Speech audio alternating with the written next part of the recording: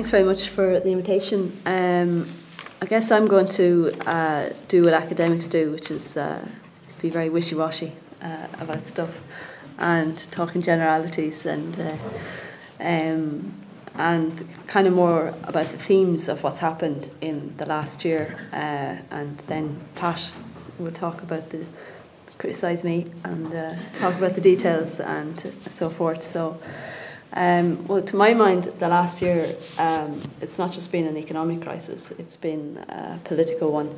And there's all sorts of different indicators and polls which have shown and demonstrated the enormous destruction of trust that we have in our institutions in Ireland, not just in politics, but it's in the church, it's in the financial sector and so forth.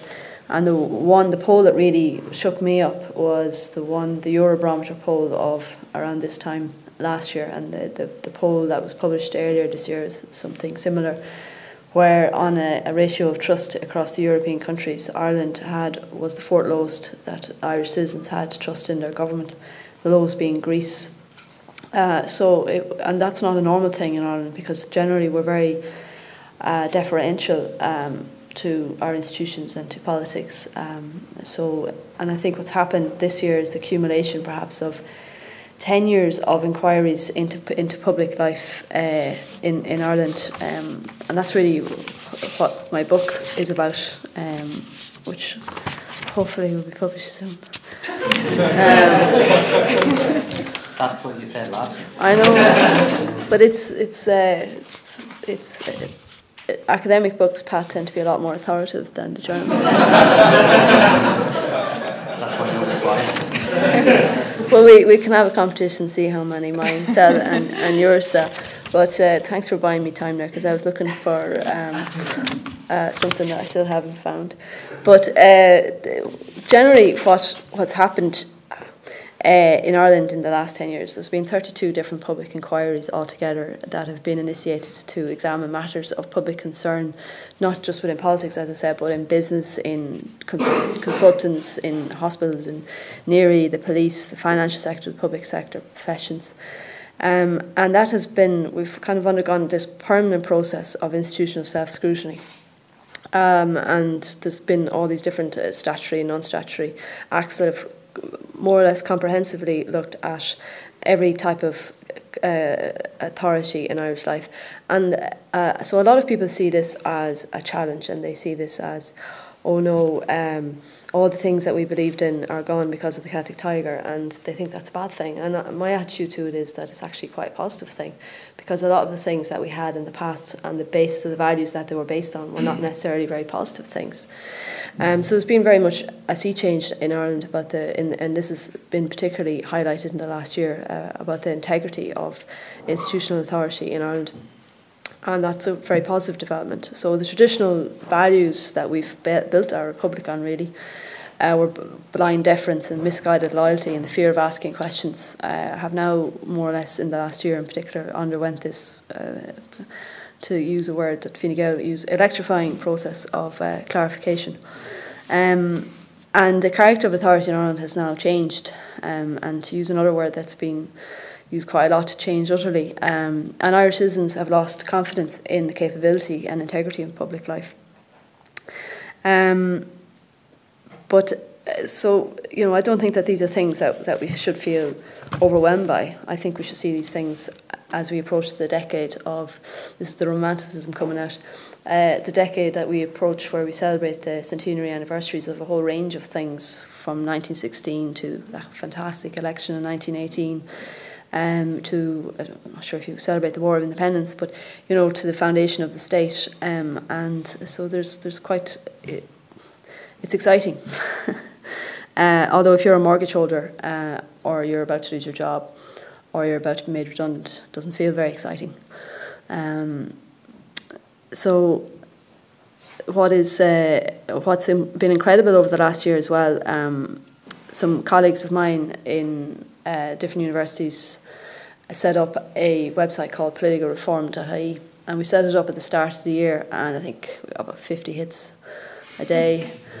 And I was going around ringing people going, will you not contribute? And I remember having a conversation with one academic, and they said, well, I'll contribute next week or maybe the week after. I said, well, this is kind of a topic that needs to be commented on now. And he goes, well, people will always be interested in my opinions because I'm an academic. And so my opinion will be as relevant in 3 weeks as it is now.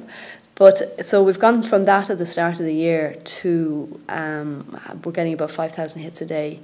And lots of different people are contributing to it, which is great. So, I mean, in order for... So it's almost like this issue of political reform has gained legs, and it's become the focus of attention that somehow if we reform our political system, everything will be grand, which is not the case at all, because there's no magic bullets or quick fix solutions. And but what it does show is that there is a willingness now, and there's a new way of looking at politics in Ireland by all the different political parties across the different parties. And even within in the media, that political reform is a sexy topic. So who'd have thought electoral systems and matters about open government and things would be so exciting? But for me, anyway, political reform is not the be-all and end-all. It's actually the tool that you can use to allow economic recovery to occur, because it's the process by which you can reignite trust in political action, and that's how trust in politics can be rehabilitated.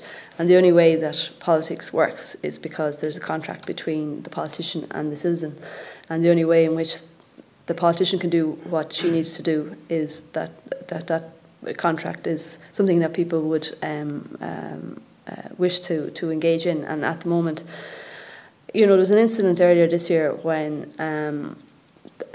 Martin Cullen almost fell out of an airplane, and it was treated as a national joke. And I thought that was a really deeply amazing thing, because here was a person who almost died, and people focused on the fact that he was in a helicopter in the first place, and you know, not on the fact that he almost died. And such is the level of scepticism or cynicism towards politics, and that's a very dangerous space as well that we're in, because it does allow people who have large financial resources to come in and have a disproportionate influence on politics.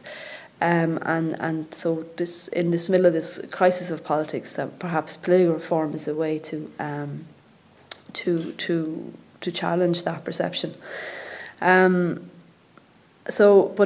reform is as much really about emotion as it is rational reasoning, and the concept of change and the motive to engage in state building and the ambition to advance principles of solidarity and fairness are very powerful tools that we can use in Ireland now to reinvigorate and reimagine Irish society. I've loads more, so it's just I'm going to go through like this because I'm scaring Pat and all my preparation, you know. But just two final things. There's been a lot of focus on the Seanad and abolishing the Seanad. And it's almost like we're using that as a tool of punishing the politicians. Well, you know, you haven't performed, so we're going to take something away from you. And anyway, the Seanad doesn't. What does it do? And you know, it's something that doesn't necessarily excite great political attention. And there's been 11 different reports, and nothing's ever changed, and therefore we should abolish it.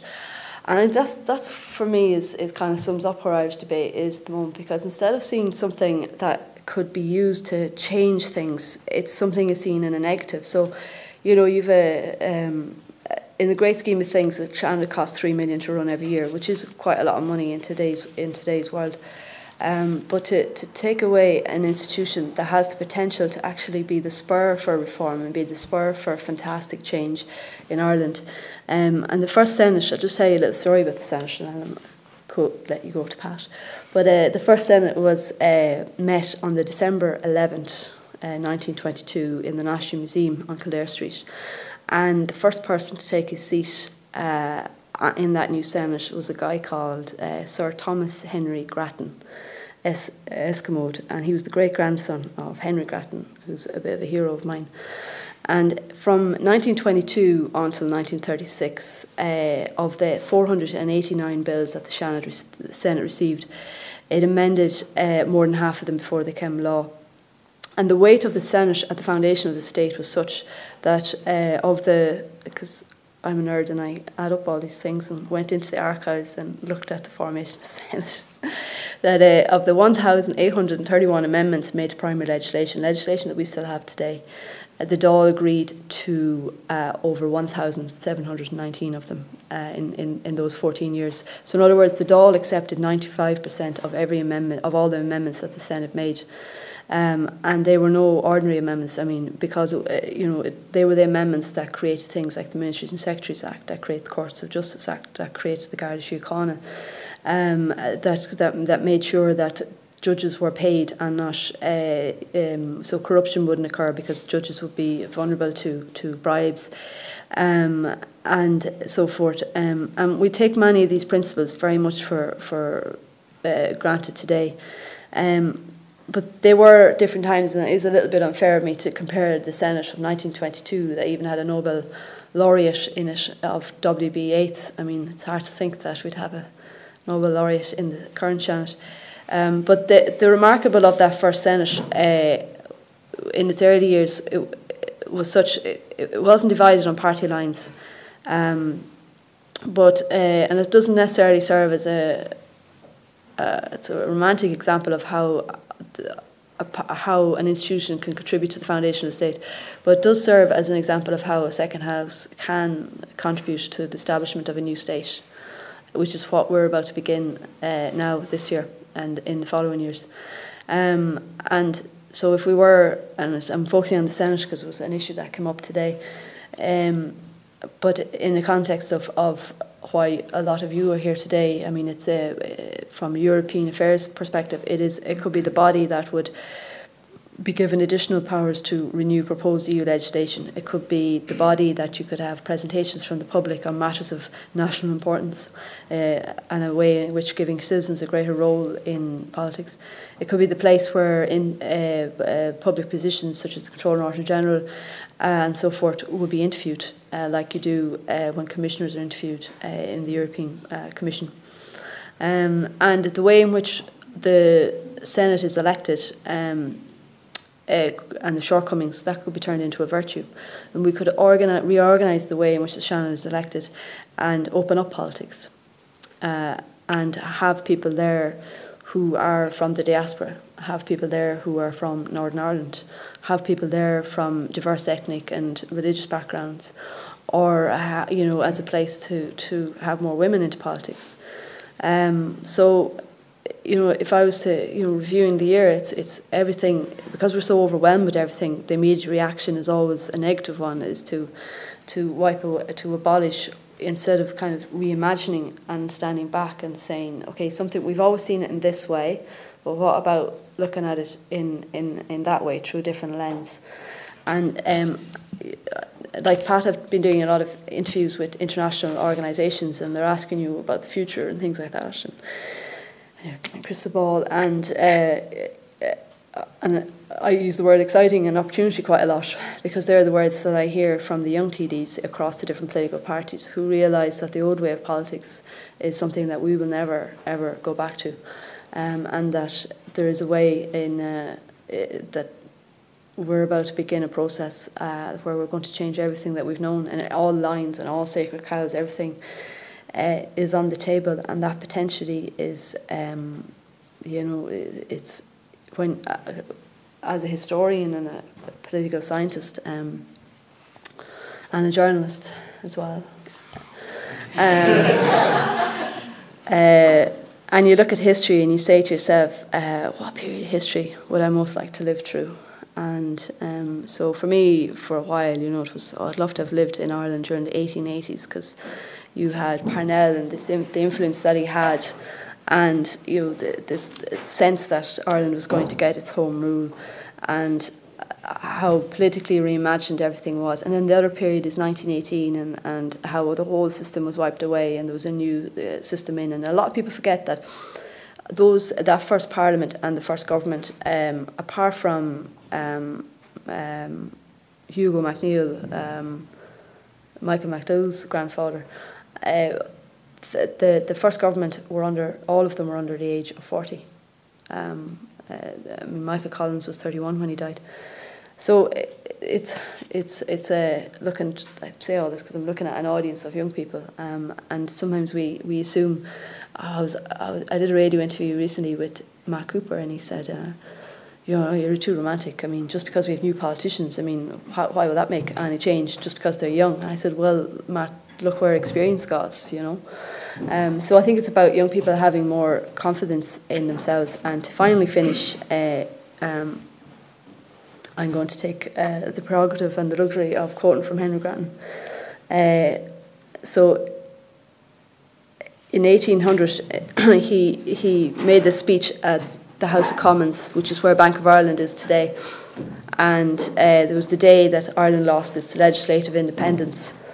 And there's only 800 words in his speech. I won't quote it all, but I know this is a review of the year, and I find from 1800 to 1890 and up to the 1900s and all that. But this is what Henry Grattan says, and I think that the parallels of his situation, the parallels today, are very similar. And he says, the Constitution may for a time seem lost. The character of the country cannot be lost. Yet I do not give up my country. I see her in a swoon, but she is not dead. Though in her tomb she lies helpless and motionless, there is on her lips a spirit of life, and on her cheek a glow of beauty. While a plank of her vessel holds together, I will not leave her. Let the courtier present his loyal sail to the breeze, and present the barrock of his fate with every wind that blows. I will remain anchored here, with fidelity to the fortunes of my country, faithful to her freedom and faithful to her fall. Thank you.